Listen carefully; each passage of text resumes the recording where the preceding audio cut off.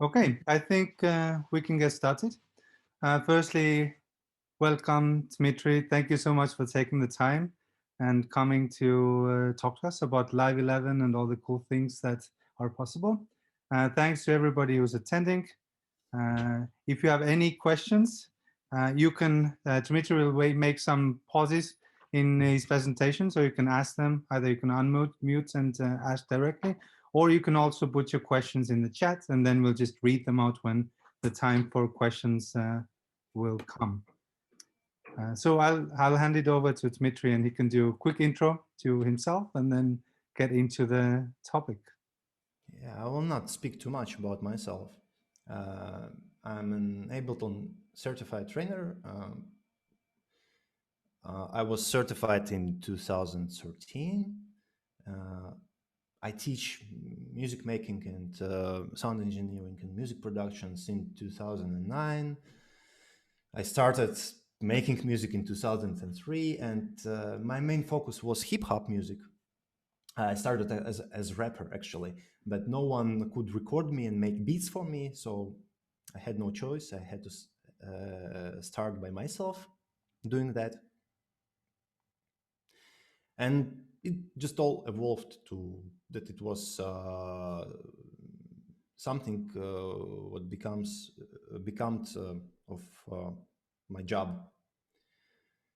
Now I switched a little bit. I'm more into engineering and development, research and development. I work as a researcher in a company called SonarWorks.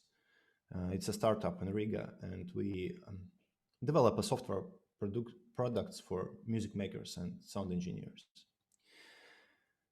But I still make music. I enjoy it. I really enjoy the process. I have a lot of cool, great students. Yeah. And today I'm going to show you what we have new in Live 11. It's I really hope that you tried it by yourself. It's possible to get 3 months evaluation, like trial version, officially. So you can try everything. There are dozens of YouTube videos from other certified trainers, from other guys from Ableton.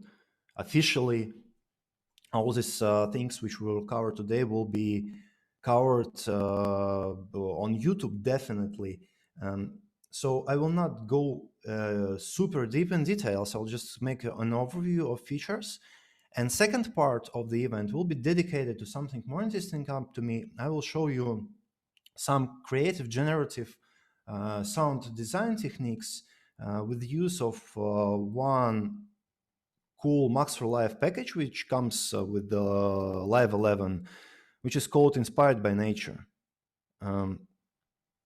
This package was created by a guy whose name is Dylan Boston, and he collaborated with Ableton and created it. I will speak about it a little bit more, what's special about those devices.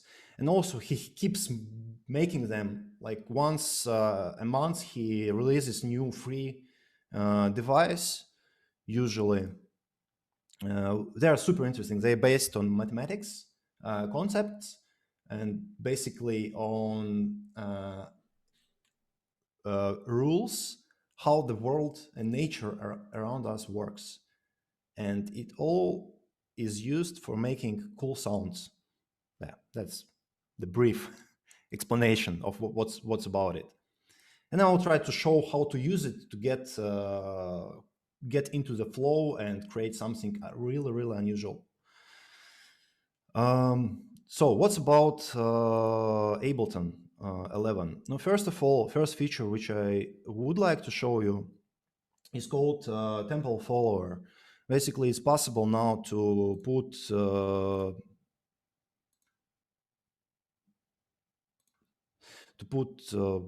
whatever loop inside, create your performance, to create your arrangement. route something like microphone or YouTube. In my case, it's like guy playing drums.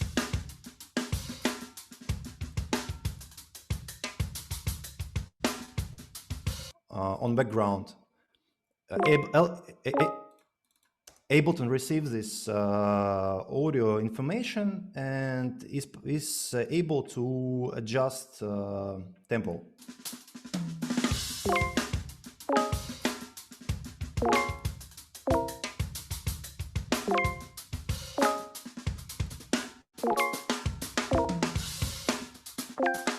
So yeah, I just let me try it once again, because let's do this way.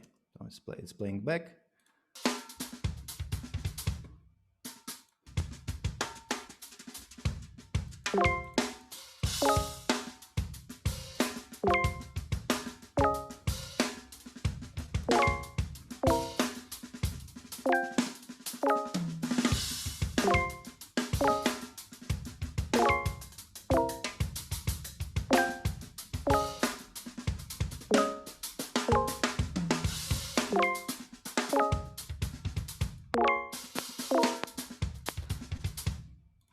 So it basically fluctuates about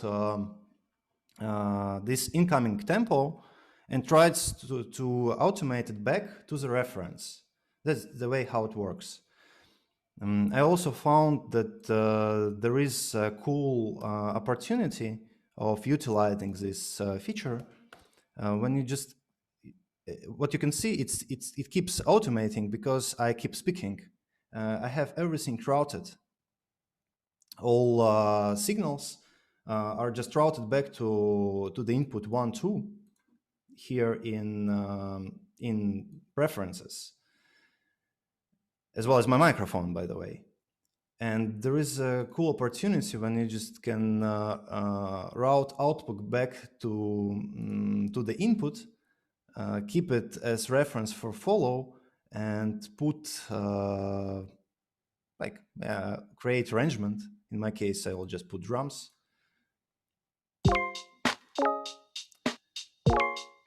And if you follow tempo,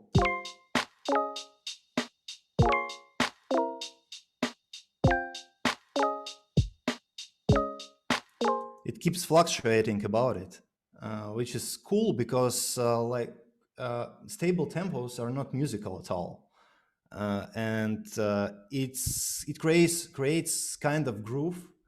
Ableton actually has such an option of creating grooves, but this works somehow slightly different, and it makes like this musical movement.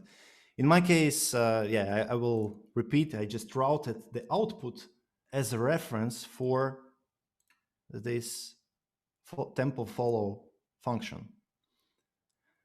Another cool and big feature which we have in Live 11 is called MPE. It's like a polyphonic expression. Probably you've seen somewhere such MIDI controllers as Rolly Seaboard. Such guys, right? So pretty infamous controllers where you can modulate your virtual instrument by applying pressure on those keys, by sliding onto them, and you get additional dimensions in sound design. And Ableton implemented this standard, this format in Ableton 11, in Live 11, so you can utilize opportunities which polyphonic expressions provide, and what those opportunities are. Basically, idea is about doing something like this. I will just put a ready to go clip, open it, And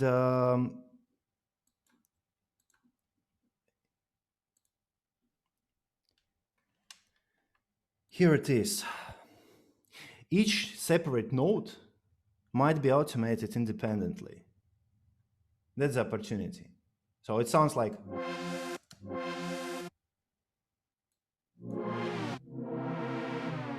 what I automated pitch. But you are free to apply two more parameters, which is pressure. That's how you press on your controller on this soft key, if controller supports it, of course. And by the way, push 2 supports it now. Each push pad in MPE mode might be now automated independently from others. And you have slide. Some controllers also support sliding gesture onto them. I will not draw patterns here, but I think that even this feature about sliding pitch is explanatory enough. So imagine what sound design possibilities we have. And if you map your filter synthesizers, your LFOs to those slides and pressures, and automate it for each separate node, what's possible about it. Okay, that's about MPE. Yeah. I guess I just accidentally moved to my tracks somewhere else. Yeah.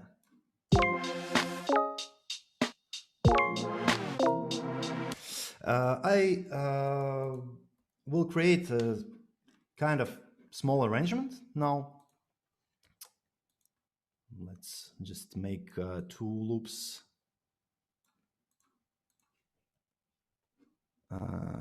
And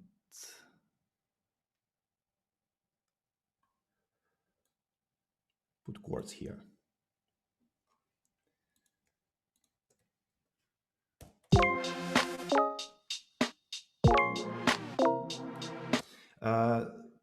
Another feature which we have here is related to editing MIDI clips. Now we have possibility to highlight the scale. I mean, we can include or exclude notes which are related or not related to the particular scale. That's how I do it. You just go enter, go inside the MIDI or MIDI clip, and you can activate the scale and select the scale itself and root key. In Ableton now, you can basically select multiple clips. So let me color this one. Select multiple clips and edit them simultaneously. You were able to do that before, definitely, but there was an issue that it was hard to select it was hard to focus on this particular clip. Now we have special button which allows me to see what we have on background. So now I switched, you see, between those two. But apply editing to the clip what I'm working with. It's like editing possibilities. Also, you will notice that there is, if you select pencil tools, this activity or behavior of pencil tool is slightly weird, because now it's like similar to FL Studio. You can draw over different pitches. If you'll be confused about it, you still have possibility to switch this behavior back. You go to look fill, and here to record warp launch tab in preferences, and here you can disable this button and get back to the old behavior. When you drag, you cannot switch to another pitch. That might be pretty important. Generally, this scale feature is super important for making variations. I really enjoy how Ableton allows us making different variations of the same phrasing. Like I have those bells, and it's super easy for me to create new kind of 8 bars and come into the clip. The scale is selected, it's like FM, F minor. If you press scale and you're interested in variations, by the way, we have kind of modified scale sometimes. I would never suggest you to keep using only notes related to one single scale in one single track. It's the same as musical as keeping the same tempo all the time. But when you have scale enabled, you can utilize those features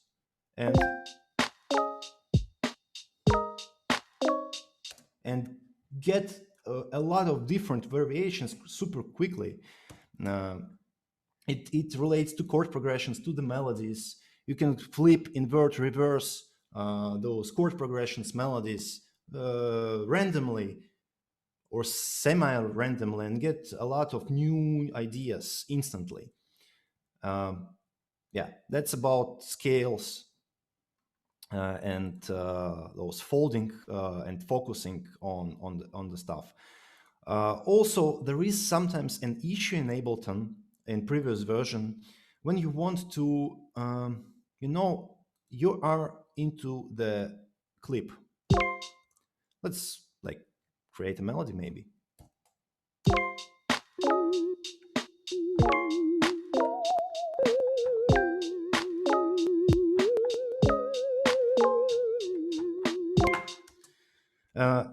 By the way, recording in live is super cool in terms of capturing your idea. So I wasn't recording, right?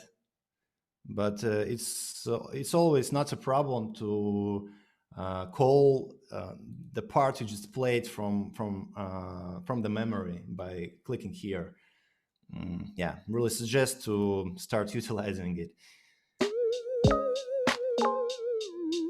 And now you want to kind of maybe copy part multiple times, and then you want to put somewhere something at the end here, and you have multiple clips.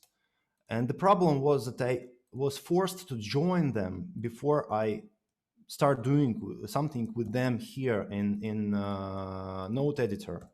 So I joined them, and that's the only way how I can have everything on that one page. But now it's not a problem. So if you have multiple clips selected, you still can kind of select them here and keep editing them when you just need that. So it's a huge editing improvement. Another thing to mention, maybe unless I didn't lose it, is project management and browsing. Generally, in live, I would suggest you something like that. I have a project. I just save the project. Save, like I said, S. But the project in Ableton is a folder. This folder is a project, and project consists of different sets. You can always go to the project by clicking here, current project. And those different sets are different versions of the same thing. And I would suggest to keep hierarchy in the way that you have project for one particular song, but you always want different versions of this song. For example, you work different sessions, and every session might be saved like song name and date, like this, and that. And every modification might be saved separately in the project, and you will avoid the situation when you are afraid. What means being afraid? Do you know that feeling of being afraid to lose something cool? It's a blocker of being experimental. And in life, it's not even a problem. You can always go back to what you did before, open some other version, have all these tracks. That's by the way the reason why you probably would like to rename tracks properly, like this, because then you'll see what is what in this list, and you just drag your parts inside, and you have them in your particular project. So your projects can or one single song versions could exchange their content all the time. So I basically have different instrument here on the background, and yeah. But the cool thing is that you also should save your clips. And in the project folder, I have idea clips folder and MIDI and audio. And you can also mark them with colors and bring to the favorites, which I use now for this presentation. I have contents for presentations and mark them with blue color. And that's how I deal. But what you have now in Live 11, you have cool feature of saving templates. You can just take this particular song and save it, or either as default set, either as template, and have an access to it from here, from templates. If you trying to be experimental and change something, you just keep dragging your songs, your clips, to the folder inside your project, like let's call it somehow current project, idea clips, AAA. And I'm pretty sure that this particular part in this particular state will not be lost. Such clips will contain also all effects and instruments. You just drag it back, and everything what you have in chain, all the processing, all manipulations will go together, will stick together with this clip.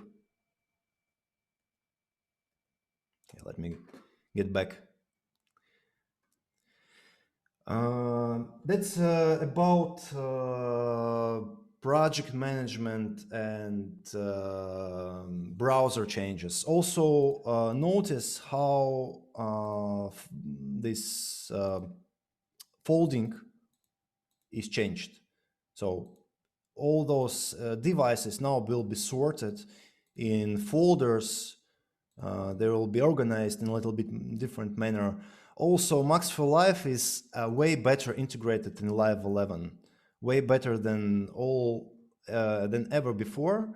I will show you these devices, what I mentioned before. Just you noticed that I put device inside and it just loaded like regular plugin or built-in device. It's pretty much feels like that. Some people were complaining that they don't use Max for Live at all, just because it's kind of unstable. You should wait unless it loads. You never know if it works or not. It's less and less like that. I would say now it really feels like part of Ableton, like just thousands of new instruments, plugins, and stuff is bundled together. Also, you have a lot of content. I will not cover content separately today. You just download trial version and you can keep exploring. I will just mention such companies as Spitfire. Those are someone who is in music production probably knows what is Spitfire. It's a brand who creates high quality virtual instruments like orchestrals and drums. And they collaborated with Ableton, and some other teams collaborated to create this cool content. It's really worth it now. Yeah. Here I would like to make a short break for questions. If there is something to ask. If there is, then keep going. It's a right moment to do that. Because I will continue, I guess I have a lot of things to speak about. Guys?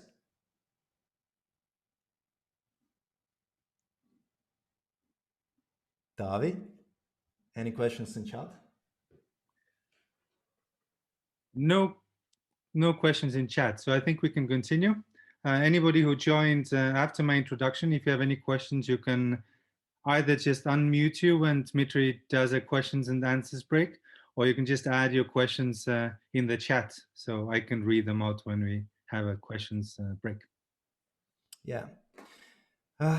Another cool thing to mention is a feature called comping. And generally, it's a really long requested feature. Any other DW has this in one or different manner. I would say I counter-tracked in Ableton before. You can just imagine playing the same like solo, which I played before, maybe the same termin like lead. Let me put bass line before. I just want bass line here as well. Just for fun. So, and let's take this lead part and let's pretend that I want to record many variations of it. I will not record many, I will record a couple of them. So I will show you how it worked before, I guess. So you just start recording.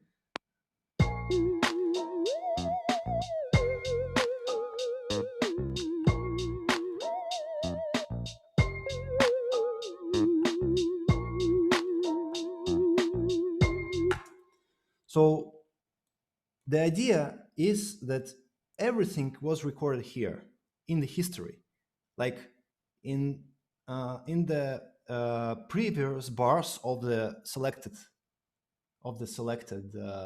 clip.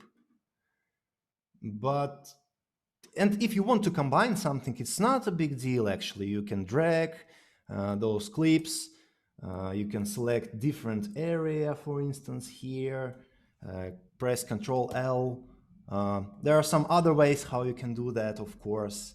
But now comping implemented in an unexpected way, I would say. You just take this track and show take lanes. And all those takes which you recorded, they're shown here. And you can just mute or unmute those by selecting parts which you want to be included in the final version. It's not just like vocal comping feature. You can do the same with MIDI and audio, of course. It's not just like recording manipulation feature. It's an awesome feature for just seeking new ideas. Let's maybe put these drums here. I will drag another harmony progression. Just different chords. And different bass line as well.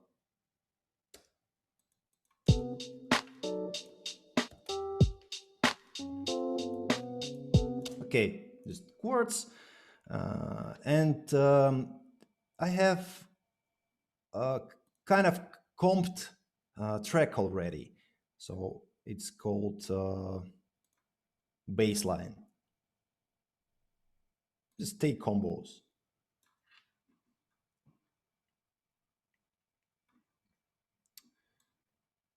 And actually, if you don't comp them, it's like, it sounds like it was a MIDI track. Then I applied freeze, converted this MIDI to audio, and I did it with multiple presets, different synthesizers, different contact presets, different Ableton packs. Just, I was looking what sounds well. And I got multiple takes. I have all those takes. And that's pretty cool because if you combine those takes, you come up with something like this. Okay, let me do this to all together.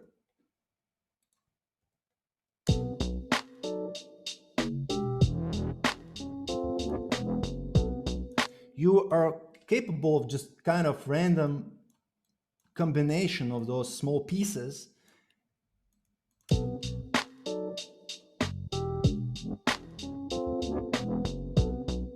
And then you can comb them to one single track. And that's the opportunity of comping.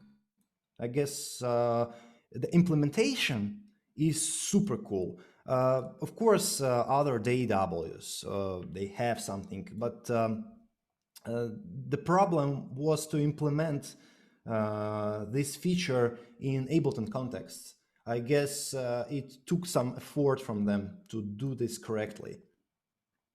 You can also imagine, let's mute drums. You can also imagine a track like audio. Let's like increase tempo, I guess. So basically, let's create those take lanes. You can create them by pressing Shift LT on Windows. And if you have like drum loop library or something similar, in my case, like I prepared like one folder with drum loops. You just bring them to the take lane and start comping them. And you come up with pretty neat results at the end. Okay, let's do this.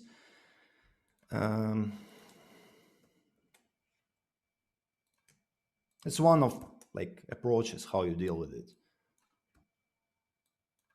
And you start like comp those small pieces together. I guess it should be double timed. So I select those multiple tracks and let's stick them together.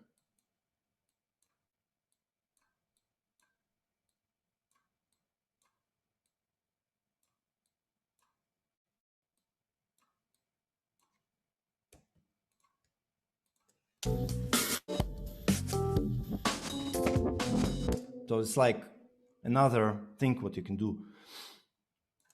I noticed there was a question in chat. Maybe someone could read it to me. Yes, so the question was, can you elaborate on tempo follow? I mean, you probably covered the whole topic, but how does it actually let in live performance to stop being forced to use click?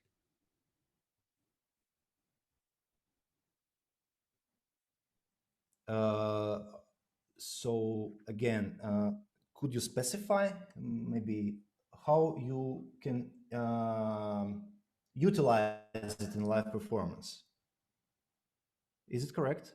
how you can use I think so. Maybe the question asker follow can. tempo in live performance. Maybe the question asker can ask it. You can Unmute. you can ask verbally the same question. It's okay. Because I cannot read it. I don't see the text, I guess. Okay. He says, I mean, how does it work in real life? I guess in live performance. Oh, it's pretty straightforward. You have your sessions here in your session view, and you can make live listen to performing instrument or external synthesizer or machine, rather than matching Ableton or mapping Ableton to external MIDI sync signal and trying to synchronize that way. For instance, rhythmical guitar. You can start playing your guitar, and in the right place, just press a pedal which triggers the scene in session view. And session view will keeps following tempo of playing guitar. That's the utilization.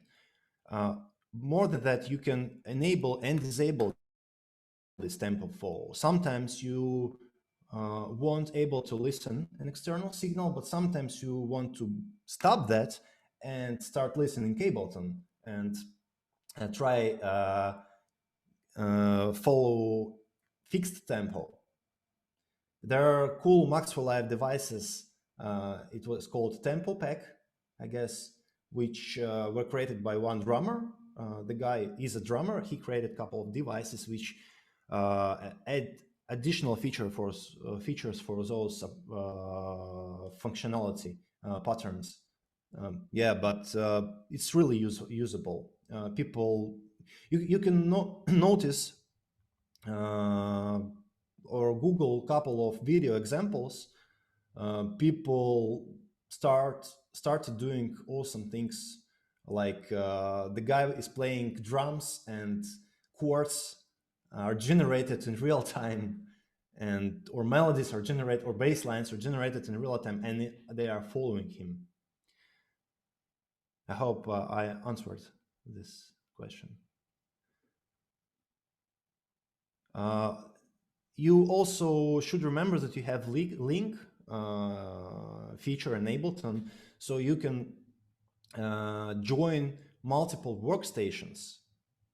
You can connect by applying Ableton link couple of computers, and they will listen for each other, and one of them might be enabled to listen external acoustic instrument and keep apply tempo so that all workstations keep that tempo. Imagine a guy playing hang drum and like techno beat following this hang drum. Okay, so about session view, it was the right place of asking this question, I guess, because there are a couple of things in session view changed. And those are, I will just mention them. I will not go too deep about them. So let me just put those drums maybe here, this way. I have a couple of drums. And there is such a thing like tempo follow in Ableton. Now you will notice that this tempo automation, like you set tempo for each scene here. Previously, you should encode it in scene name. Now you shouldn't. You just use special window for tempo transitions, as well as you can switch time measure here. And basically, seda laivi vaatama. Ableton 11. Basically, follow action means that you tell live that you want to do something. Here how you enable now this follow action. You want to do something after something happened before. It's like setting a set of rules after playback or in playback. And usually it was like, I enable follow action. I won't play anything else, not this clip, with this probability, or do something else, or let's say play again or stop with that probability.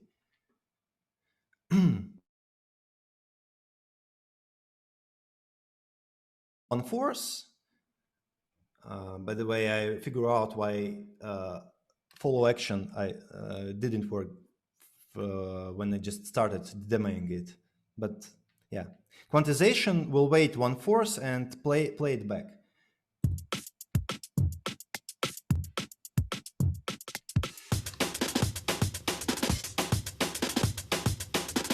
So when clip is over, you got new one, and so on and so on.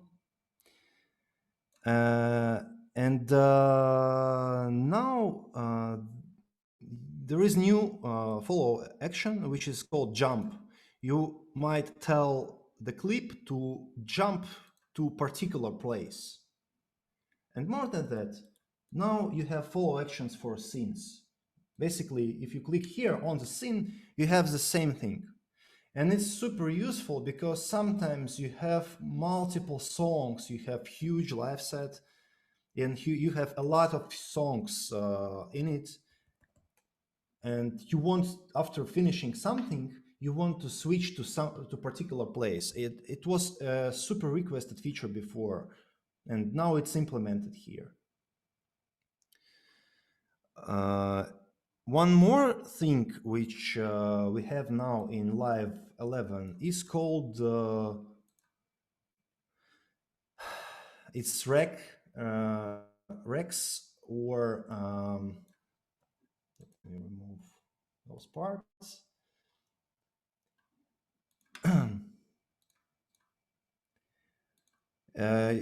Probably you know that in Ableton there is a cool concept called Rex. If you don't, I will briefly explain what it means. You can combine multiple instruments in layers. Now I have this cool piano type instrument playing, but actually I can take another instrument like this and put it on top of it as a layer, and that's how I do it. And I can create multiple layers and switch between them gradually or simultaneously, and I can apply different effects. And more than that, if you process your drums and you're into parallel compression, or parallel processing, you do the same with audio effects. You also can put them into those groups, into those racks, and create different chains of effects simultaneously and route them in parallel manner. And you can do the same in your drum rack. For instance, you have sound, one particular sound, but you can create a rack inside, like rack in drum rack cell, and apply different kicks, and then choose the best one from them, like put multiple here, but keep like playing one of them, but then enable another one, mix them together. Super cool concept. People use it a lot. But now what you have something special. I would say it's really something which I was dreaming about, and it's implemented finally. So I take an instrument.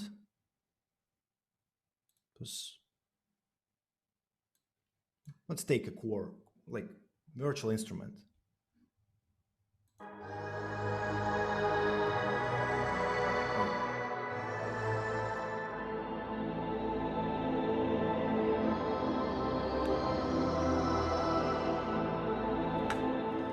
And you have a set of parameters. If you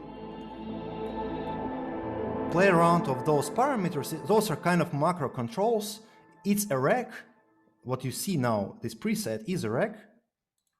You have virtual instrument inside. It's called sampler.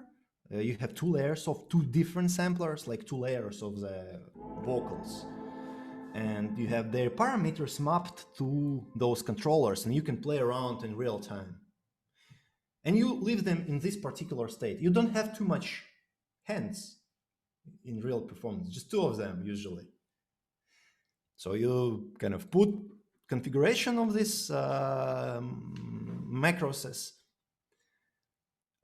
Maybe you will move something in while you perform. But now you can just create more than 8, up to 16. And now you can create this, which is called snapshots. And more than that, you just generate those snapshots. You can click random. You just generate it. I just generated random configuration. And each configuration means actually different sound. So if you like it, you can store it by pressing on this like photo camera symbol, store snapshot. And then once you play,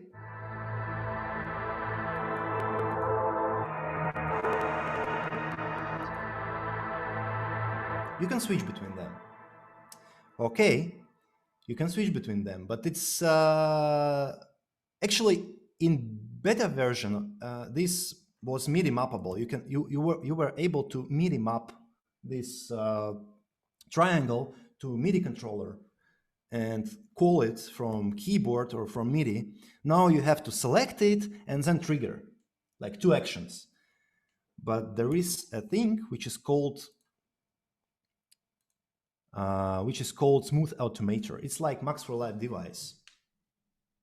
You should download it separately, by the way. It's not like out of the box. You just find Smooth Automator on Max for Live library. It's official place when you get all those devices. And if you put Smooth Automator, it connects to those states. And you can create a transition time and make it switch.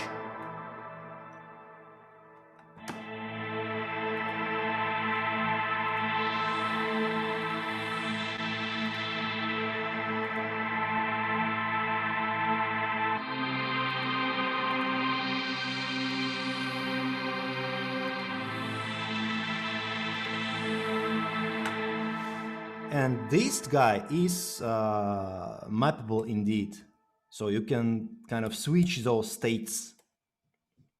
I find this super, super useful. For live performance, for sound design, you can basically build the whole track on the single loop and just switching those automation states of instruments involved.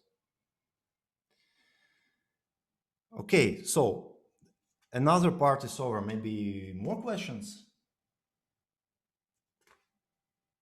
Because next part will be related to the devices we have. We have a couple of new effects and basically, yes, effects and processing stuff. And then I will switch to sound design part. Okay, I keep going. Let me open. I guess I will just open a template which I created before. So let's go with this one.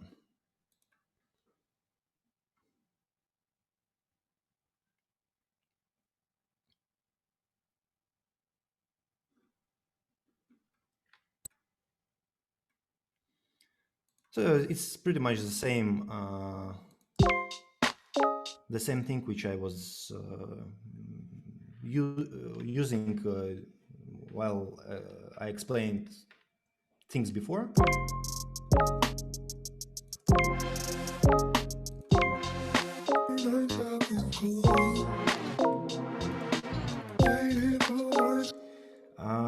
We have multiple effects, and first of them is new reverb. Reverb is called hybrid, and it's kind of hybrid of like combination of algorithmic and convolution reverbs joined together. Actually, I have one here on vocals.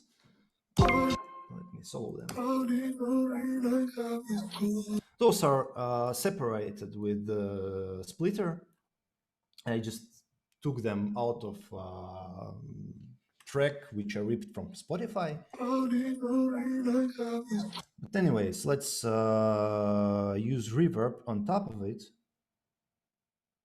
Or even better, let's take those chords, which are in PE automated.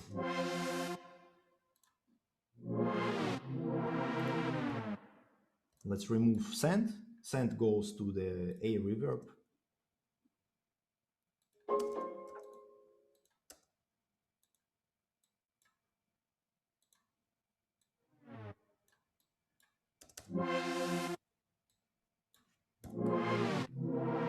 So it's now dry. Nothing is applied.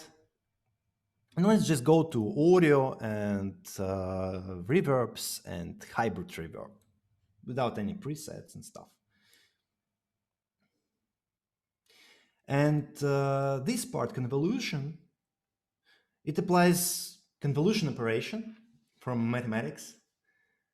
It applies one function to another one in particular manner to create reverberation effect. And this convolution part is selectable here. So now it's just convolution.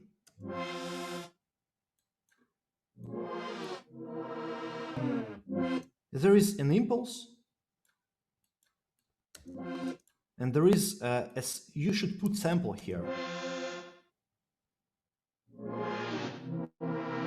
So depending on what you sampled here, what you put here, it acts in different manner.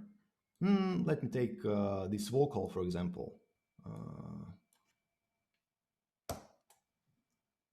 For example, I will apply vocals to convolution reverb on my chords.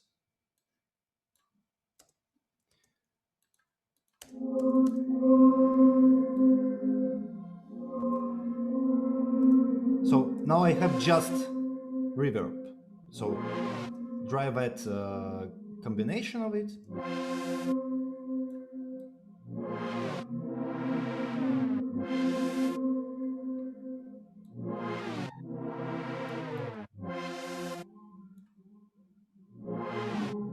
You can hear kind of parts of these particles of these vocals in chords now, right? And now I have convolution. I will have also algorithm part. Now there will be only algorithm, and I have different algorithms. I have Schremer, Tides. You can read about them from here. You can read about them from the description. I mean, read about parameters in annotation.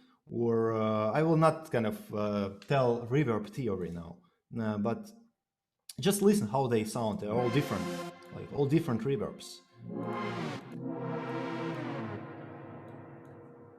Size and decay and other parameters you have built-in equalizer. I would like, I guess, enabling EQ as well. To make it wider. I'm not sure if how good you can perceive stereo now, but still, those effects are pretty kind of stereo based. And you can join those two modes, two reverbs, in serial manner or in parallel manner, like both of them work like two different tracks.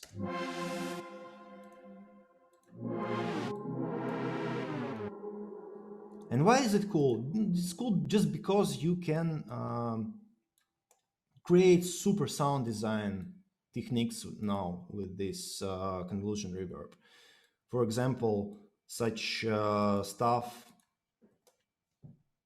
will work this way. I'll just route 8th track into new audio track and record it.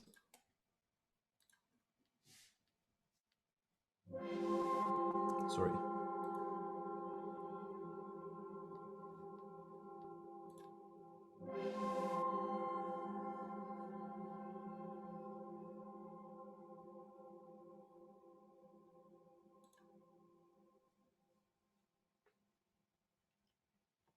Alternatively, of course, you can use freeze. Just decided to record it this time.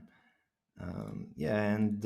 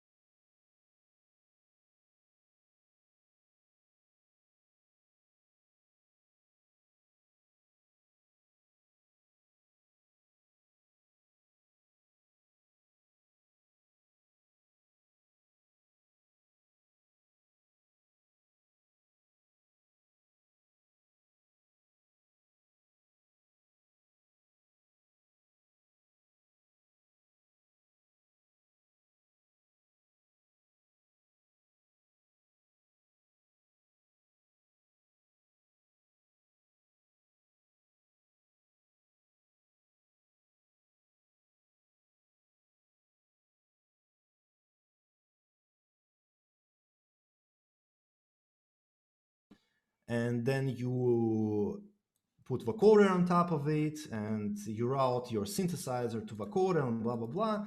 And now Spectral Resonator will do the thing which you would get with vocoder applying to the drums and routing external synthesizer inside. However, it's not just like that. It has variety of different possibilities, what you can do with it.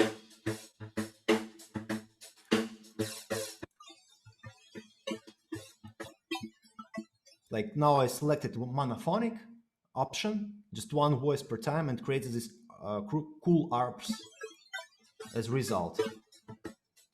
And you can kind of mix it together with your drums.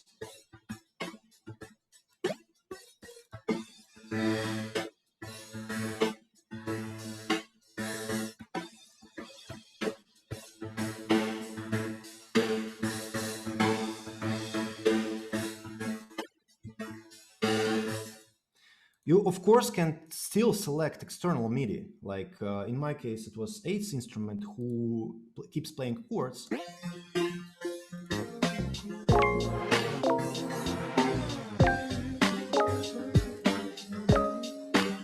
Okay, let's put it on the vocals.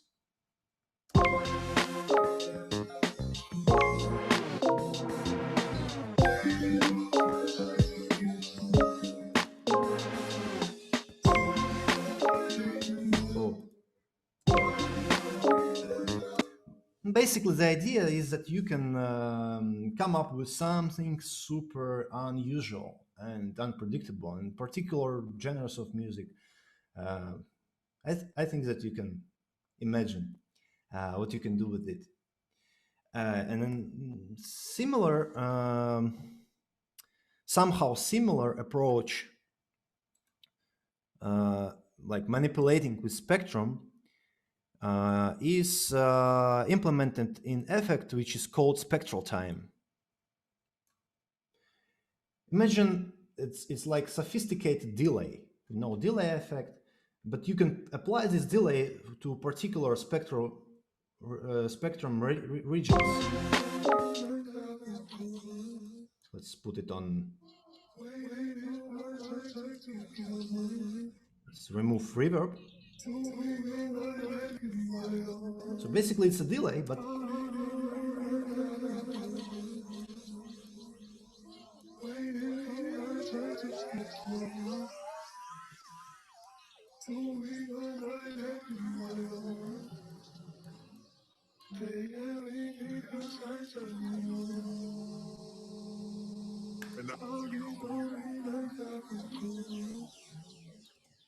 so it's modification of delay, but you can come up with weird time-based effects which are related to spectral parts or spectral layers of incoming signal.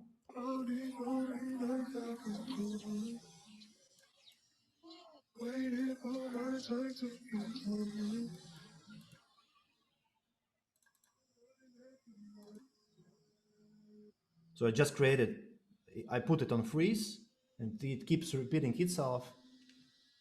And I just created an ambient source this way.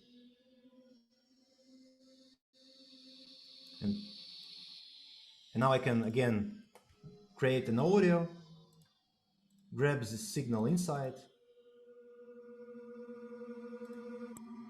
start recording, and get new sample. Let me manipulate with maybe...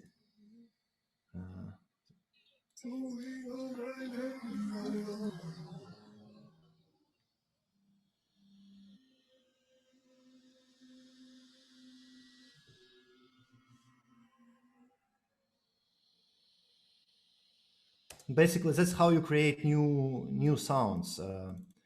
You can sample yourself all the time. Yeah, so let's apply, I don't know, repitch. And we got a noise, weird noise based on this vocal.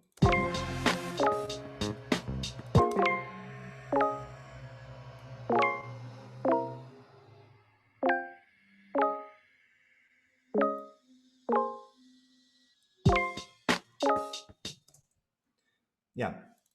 So that's the main thing about effects. I guess I missed some Max for Life MIDI effects. For example, now if you use expression control, this guy, you also will notice that there are all those parameters which are yes, there should be MP control. You can map your MPE related gestures to any automation in Ableton. That's how it works. And also you can control the law, how exactly they are mapped, how your pressure controls mapped parameter, how your slide controls it. You can switch between them. And there are a bunch of effects packed in different live packs. There are there are so many contents inside. As I told you, I'll not cover the whole thing today.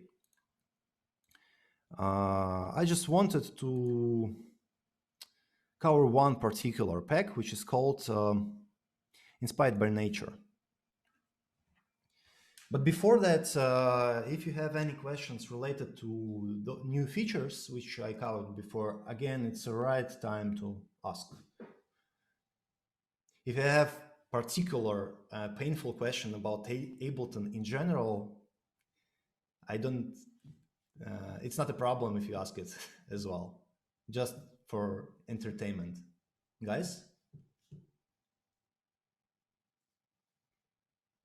I still can... No, sorry, no questions right now. Okay. But again, maybe it's a good idea for you to think about it.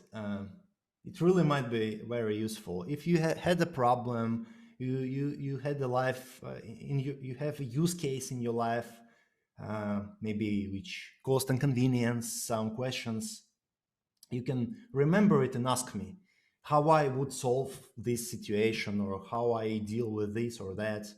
Okay? Not related to Live 11, but related to Ableton in general. All right? Just think about it while I'm speaking my thing. So about Inspired by Nature.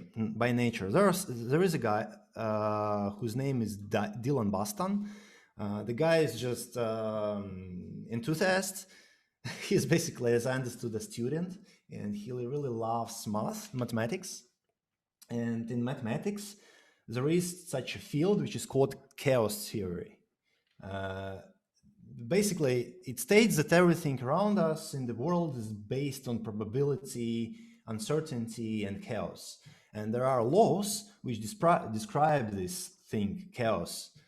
And he tried to take those different mathematical functions from chaos theory, different laws, and apply them to create set of devices. And they are packed here. There is bouncy notes, MIDI device, and instruments which are called emit, tritone, vector FM, vector grain. Let's try to start from MIDI effects and bouncy notes. I will briefly speak about a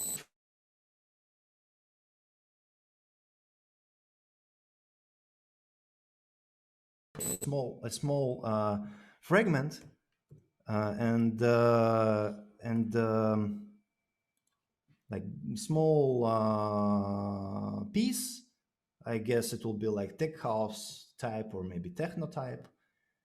And then I will just make it just by using one drum loop and all those devices.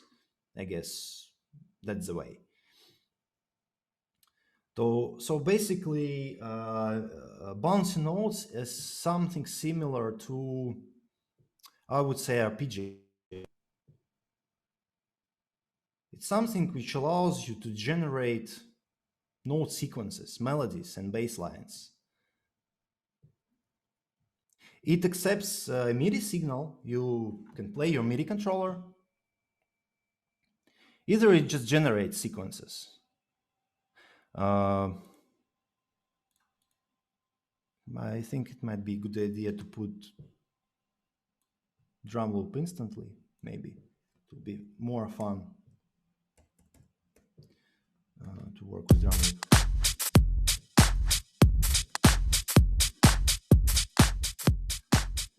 And I need an instrument to be triggered by bouncy notes.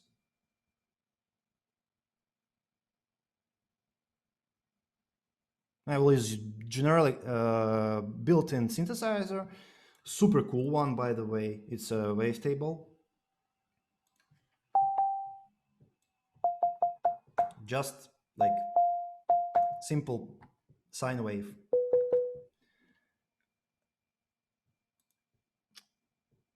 And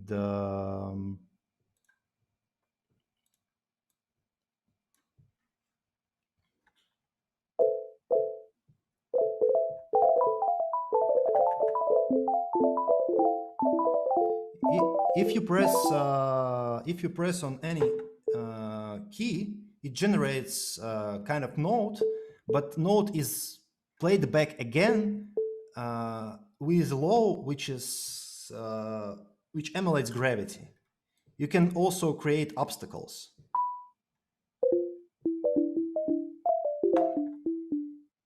And it creates super cool things, actually.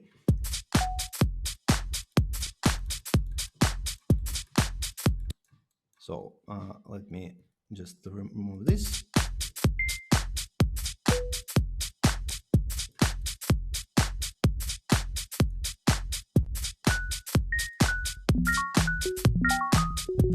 I just generated a number of notes. Let's take keyboard and generate something which is melodically related.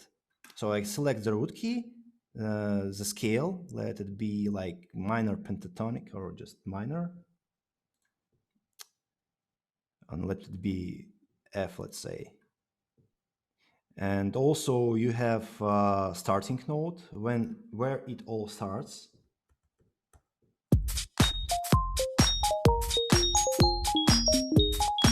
And you have range, like distribution, how many notes you have.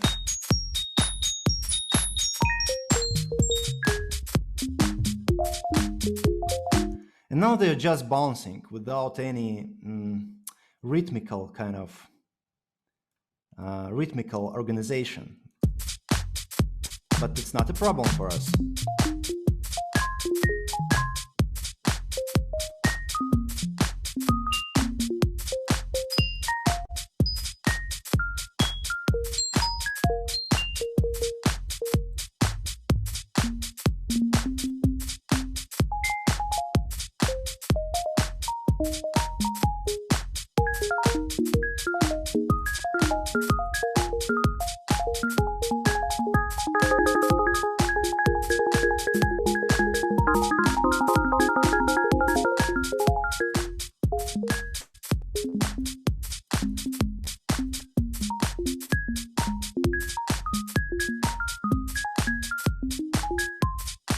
So basically it's something similar to arpeggiator, which also can generate notes on the fly, but still, yeah, it's a source for sequences. You can get those MIDI notes recorded and edit them afterwards. So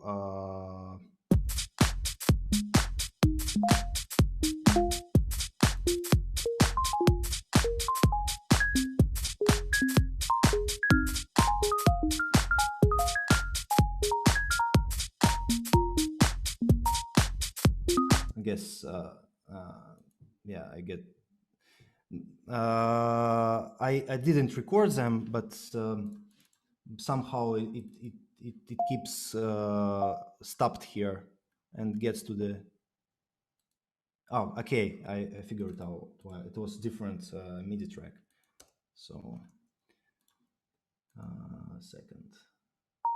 second one is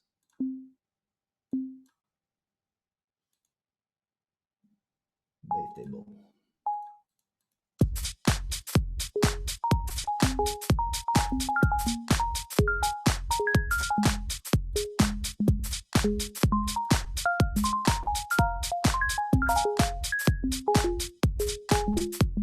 So those patterns generated by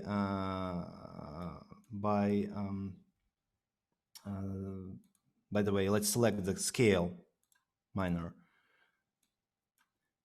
They're totally editable here, and you can use it for finding your own ideas later on if you like something. And so that's about MIDI sequencing. Another effect is called, or set of effects, is called vector FM and vector grain. Those are instruments. They actually produce sound. Let's start with the vector grain. And it's a granular synthesizer. You need to put a sample inside to make it possible. In my case, I think that I will put something like this. We could also put vocals, for example. And if you press MIDI controller, now I'm pressing on keys on my MIDI controller, I can generate sequences. Those sequences are represented with those objects, which are called here particles. You can generate two types of them. They kind of have different charges. They emulate how electrons would move around the source of attraction, or how particles would move around source of attraction. You can also put it in imaginarily kind of flow field or vector field.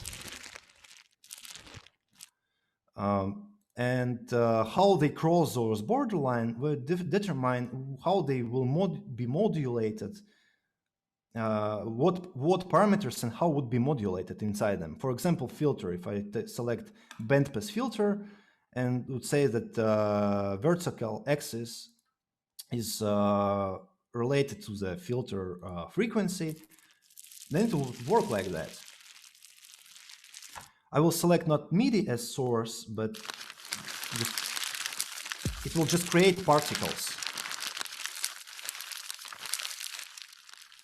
If I want them to be moved rhythmically, I will select emitter and program how they will be kind of generated and how long they will still stay alive.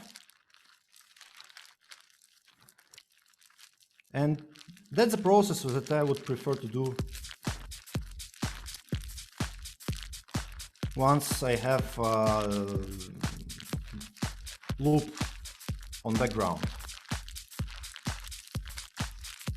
You can actually get crazy with it because there are so many opportunities.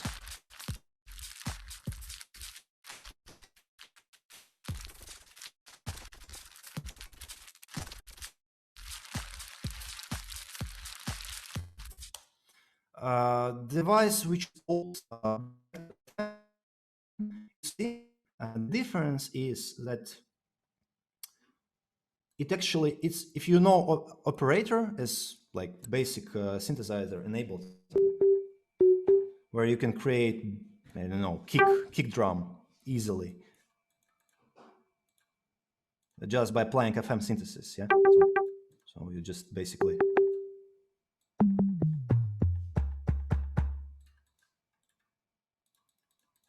apply FM synthesis. It's a technique in sound design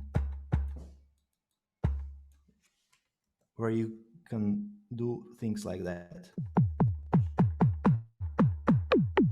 So you have sources of, or oscillators of audible frequencies, but you can plug them into chain and make a second one modulate first one and so on.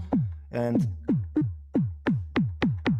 that's the way how it works, actually, how you make sounds.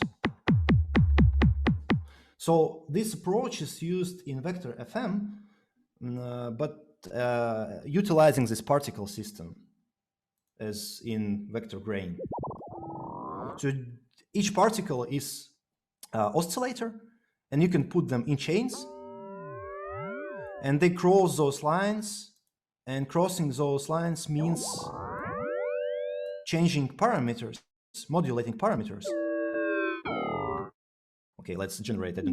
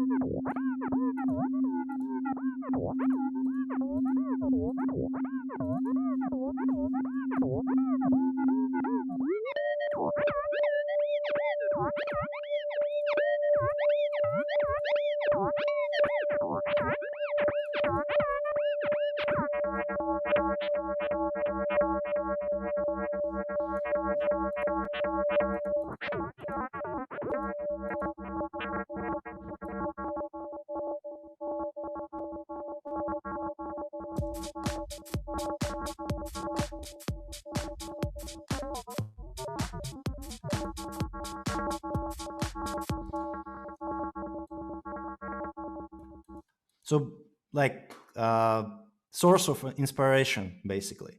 You can kind of capture the idea and develop it into song or into the part.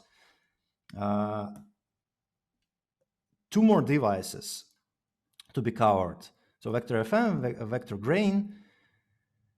There is a nice, super neat thing which is called tritone.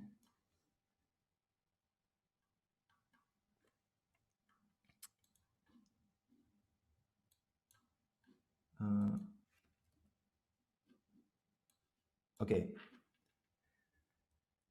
So you need to apply, but it's muted somehow. Maybe it's.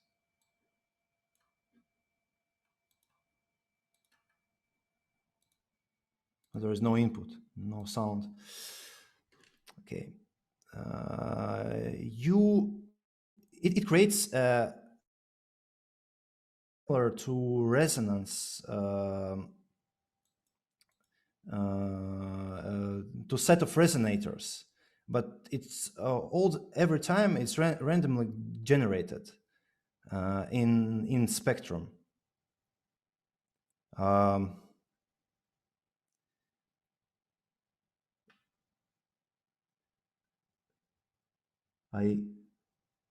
Okay, so let me take this one. I don't understand why the previous one.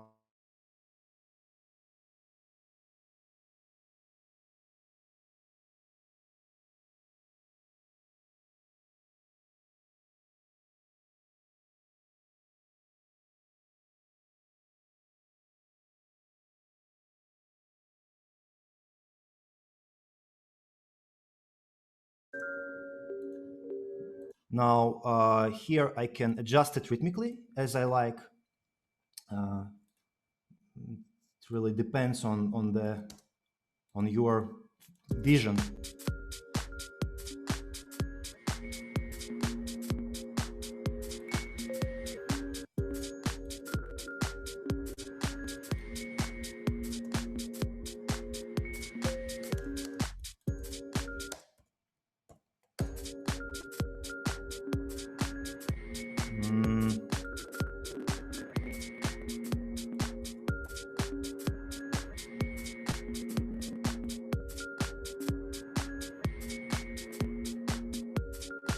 Okay.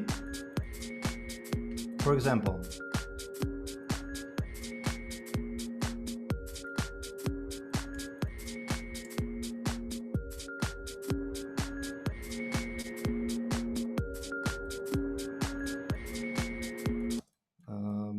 try something like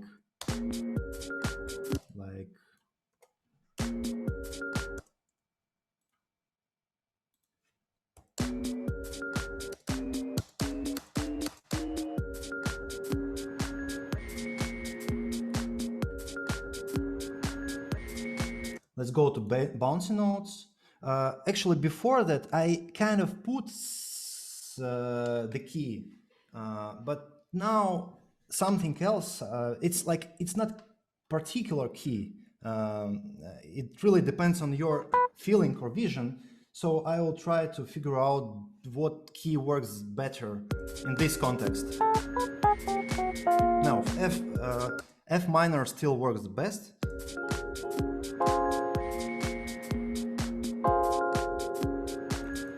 So let's go to,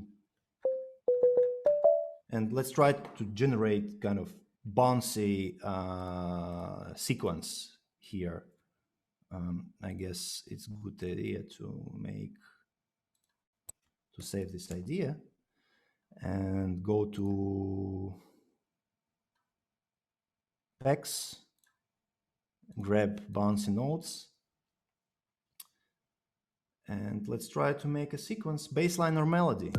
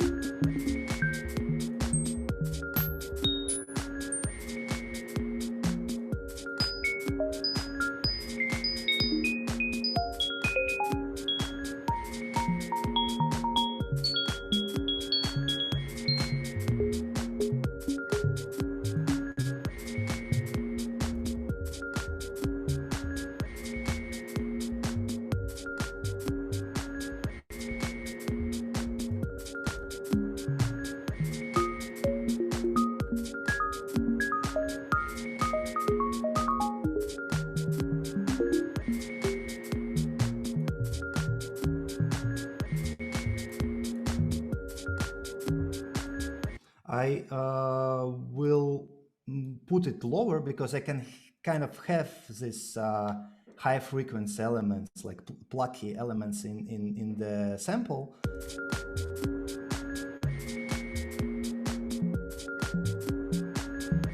But what I will do here, I will go to my wavetable and I will create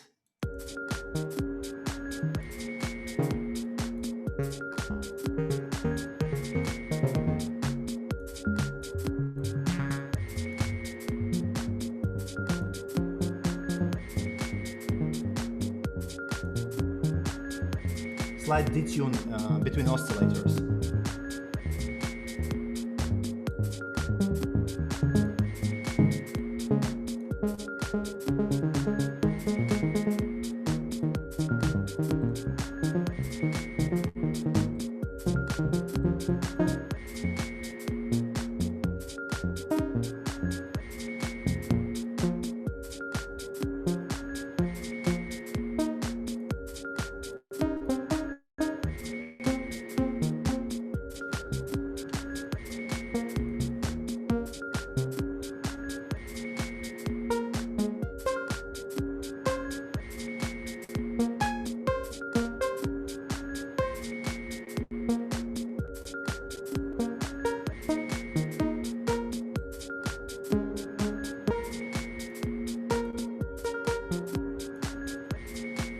Like that's an approach how how you can generate it.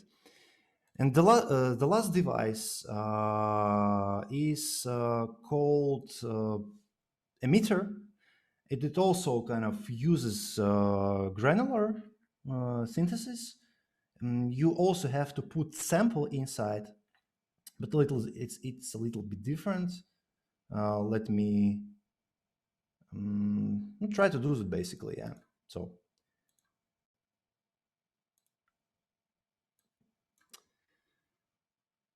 you kind of trigger playback of sample in real time.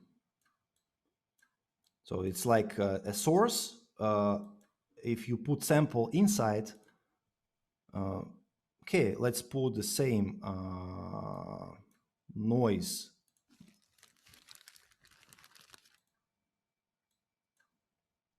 You can kind of trigger how it's emitted and where it's played. You have two such sources.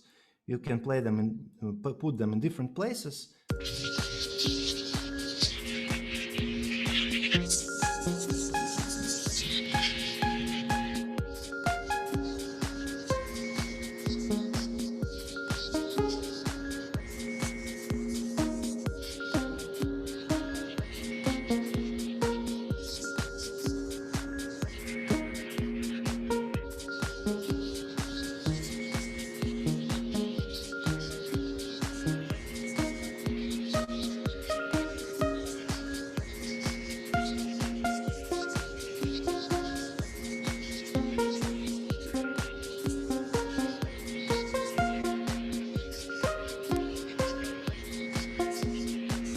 And yeah, those are three devices. I will, of course, I would like to put reverb on this emit,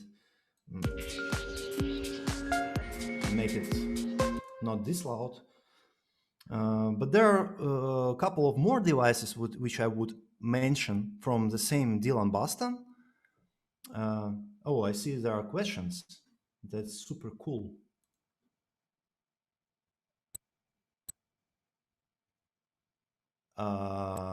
Okay, or it wasn't question, it was comment, right?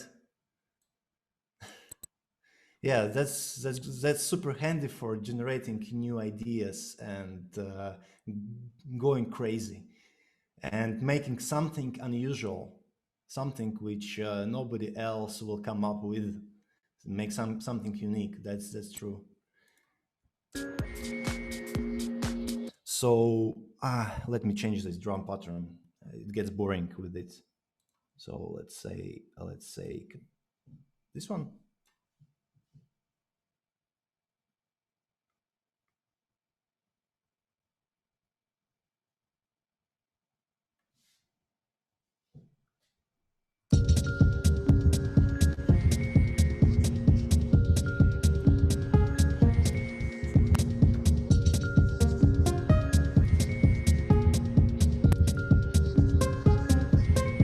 So I have many many tracks like this one, emit. I would resample it, but I don't want it. Like generally to keep this combination, I would convert it to audio as well, just to make sure I will not lose it. Especially when we have those comping possibilities now. And the same with those melodies. I would record those MIDI and then I would edit each particular note of what bouncy note generated. But what I want to do now, I want to show you what we have additionally. And that's super cool. Because we have such thing which is called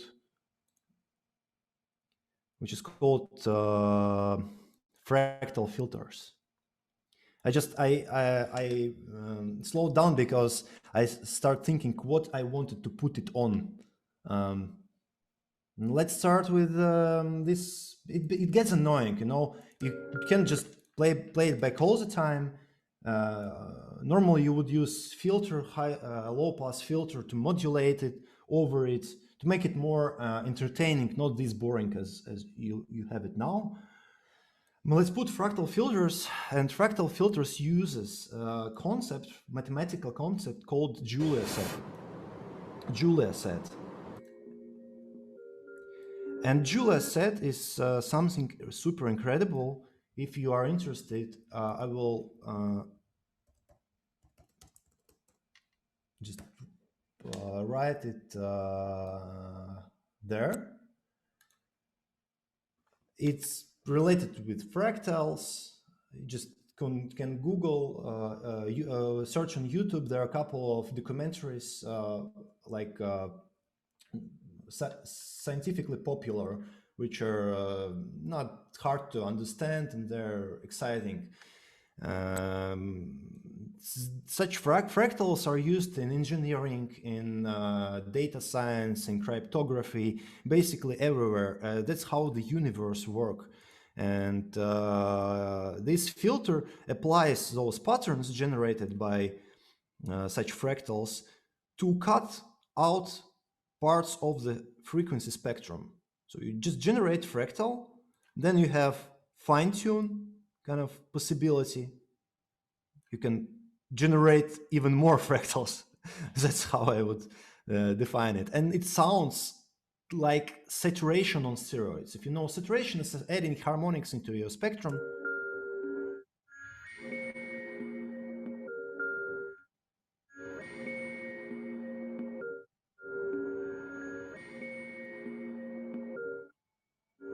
So normally you would apply LFO here, right? And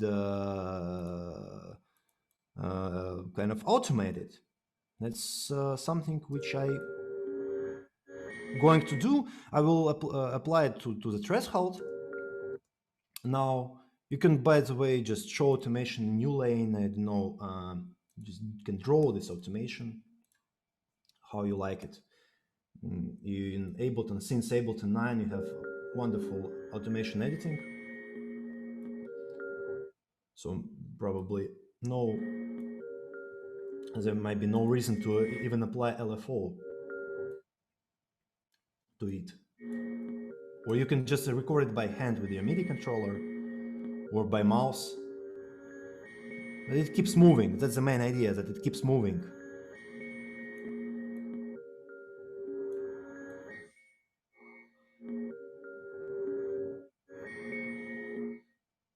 So let's, again, let's automate it.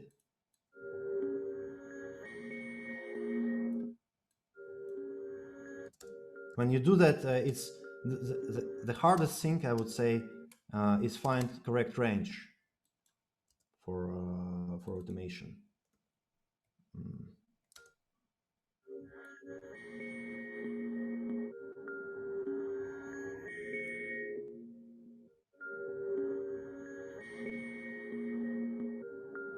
Okay, I think it's good enough for our needs.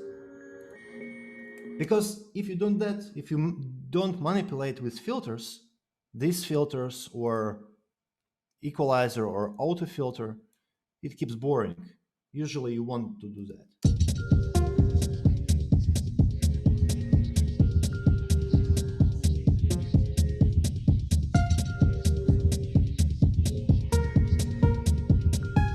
So let's record. Again, this movement you can generate automatically, draw by mouse, but general way how I usually do that is like.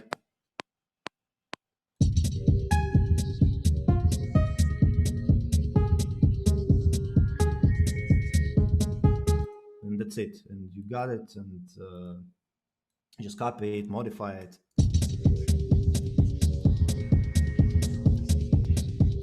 Do this gradual kind of increment of this amplitude you just draw.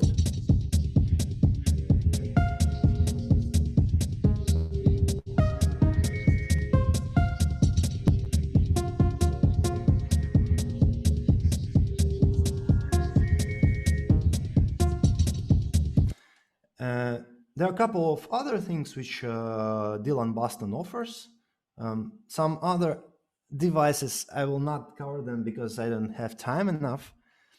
But I would mention logistic mode. It's like, imagine LFO, but LFO which is randomized. It's possible to randomize it by modifying this R coefficient. So it gets a little bit or a lot of bit unpredictable, and it's unpredictable by applying chaos theory laws. I wouldn't speak more about it.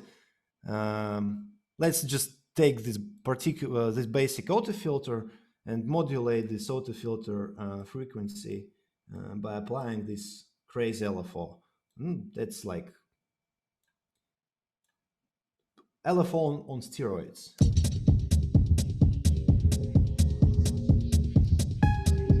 It's still kind of stable, but kind of tricky, kind of random all the time.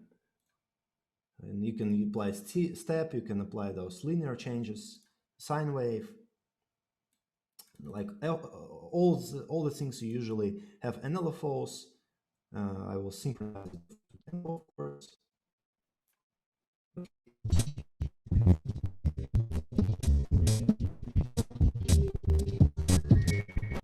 I apply this kind of whispering noise, by the way, or you can do that.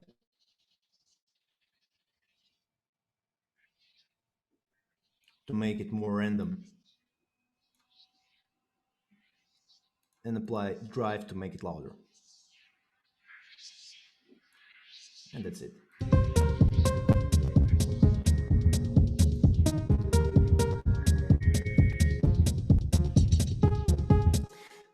Once I was preparing to that, I actually came up with better sketch. Maybe let me look for that. I guess it was like, it was this one. So I did particularly, basically I was just exploring devices, playing around with them randomly for maybe 30 minutes. And yeah, and then I come up with a completely different idea. Of course, the scale is different and so on, but I was doing similar things which I just demonstrated. And it was like,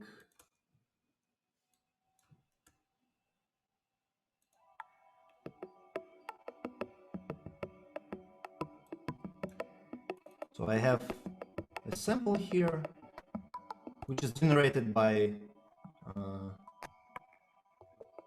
tritone.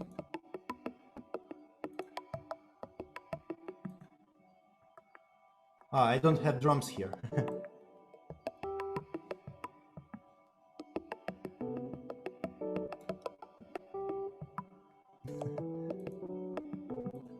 I just used this chord progression from previous demo. Yeah. So I generated on top of it this ambience. I generated sequences. Yeah, basically.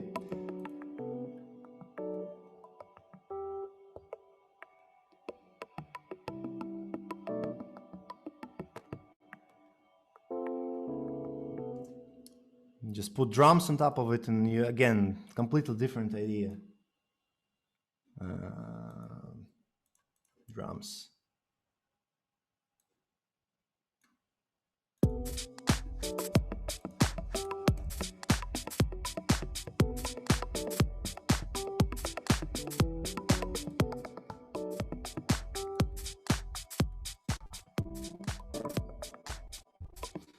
Yeah. So that's pretty much it, what I wanted to show you today. I guess it was enough information. As I told already to Iti and Tavi, we can do something completely different. I was considering showing you that today. I have some neat approaches about deconstructing tracks. For example, if you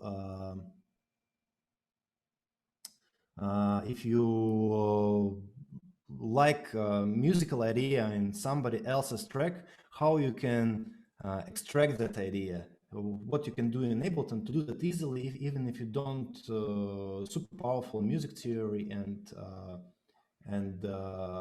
sound design. I see the question. Yeah, it would be great if you could show us at some point new instruments of Spitfire. I don't have many of them installed at this moment. I have couple of libraries installed. I have issues with my hard drive. I don't basically have space.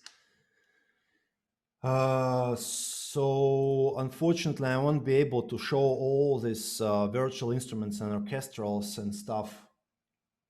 The best way, if you're interested in something particular, I would suggest trying trial version and installing it by yourself. I can show a couple of them what I have. I guess nice one was here. It was vocal related stuff like core like multi-vocal and singing chorus, and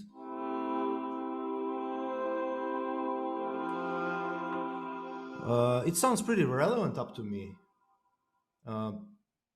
I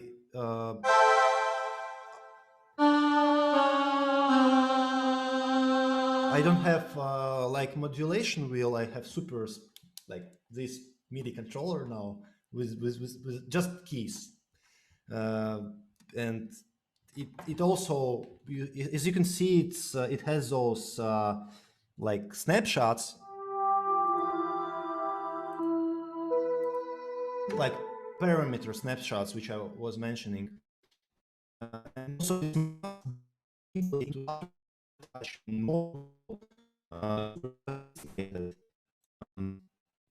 It's really hacking. I don't know if it's my internet or.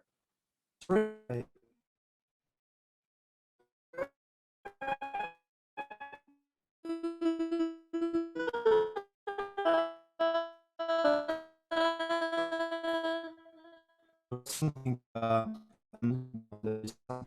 cool with We don't hear you very clearly, by the way.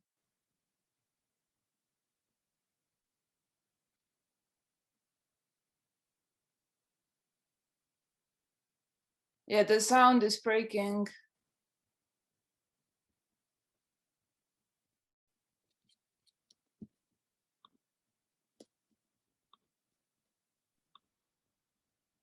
I think Dmitry might have been cut out. I don't know what's going on. You're muted, Dmitry. Sorry, now I'm back. Thanks. So yeah,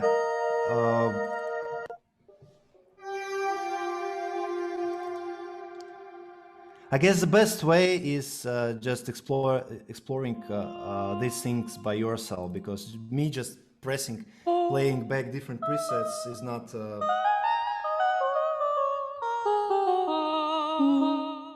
Is like, it's not the way usually you want to check. Just take, install, and play around and make your decision. Yeah. Spitfire has very good sort of introductory videos as well, where they introduce all the different instruments. So I highly recommend looking through those as well. Yeah. They have videos to Ableton included packs specifically, because I don't know. I'm asking. That I'm not sure, but I think it's pretty much the same. The ones I've used look even better. I would say that I would never install all these packs, but some of them are super powerful. Like orchestrals are powerful. There are packs which are called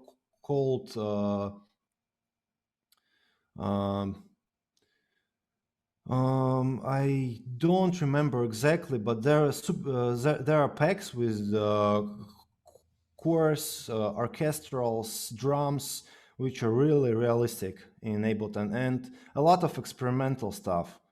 One of such experimental packs is called Moodrill, which Ableton has, like, they delivered in Live 11. It's like crazy amount of different various sound sources. I think that there is definitely something useful.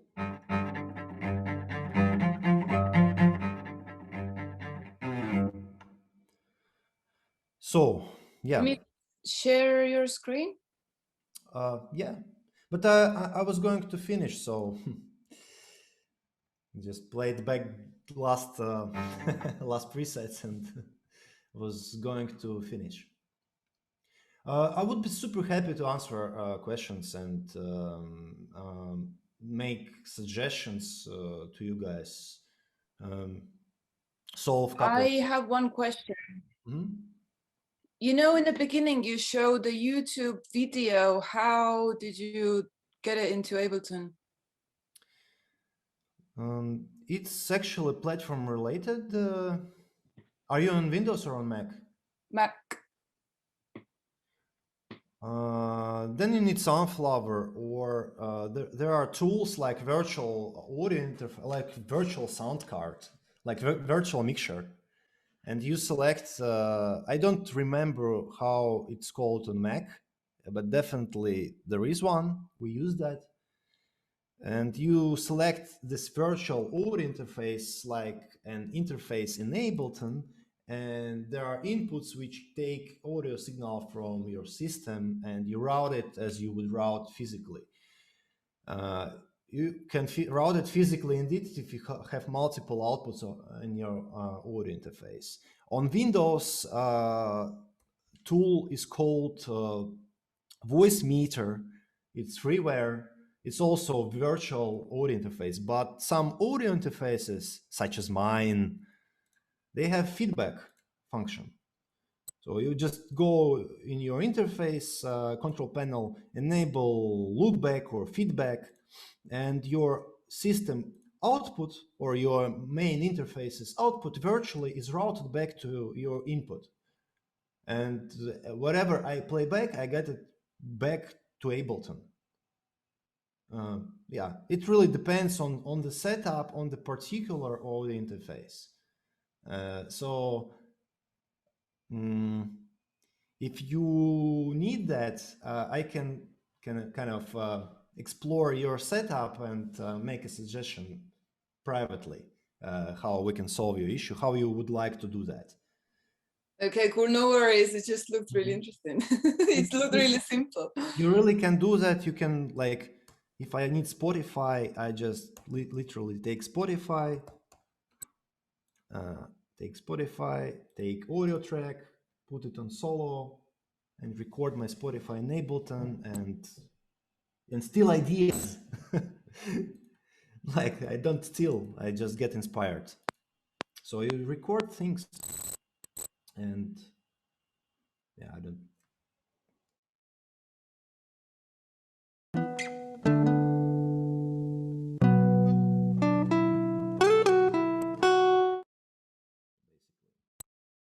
That's how it works. So, more questions, please? Yeah, if anyone just wants to ask, you can just ask. Okay, I see. Yeah, so if there will be next event with my participation, I definitely will show how to do that. For example, these chord progressions which I used in today's presentation, I borrowed them. I actually did that. I recorded the guy teaching how to play neo soul jazz progressions on YouTube, and then I'll just load this project and show how it works. And then I just recreated this chord progression, converted it to MIDI, but guy was playing it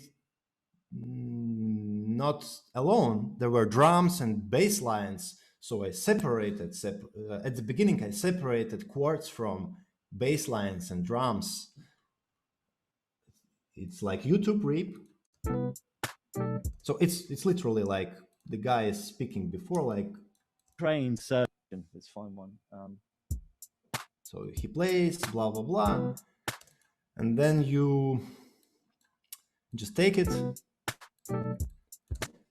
You put this plugin is created by enthusiasts. It's not official one. It uses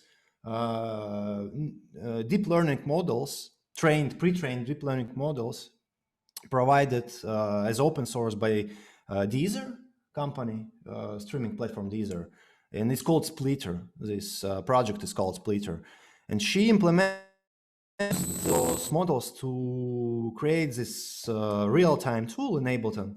So it actually allows us to separate drums, bass, we don't have bass here, and the other stuff. And when you do that, you just freeze, you just convert it to audio, and then you apply in Ableton, you apply it audio to MIDI, and you get this, apply some editing, of course, because it's dirty a little bit, but you got these chords. And then you can do everything with it. Like, you can combine different layers. So I have contact, you can put synthesizer, yeah. And you can modify here. For example, here I modify this sequence.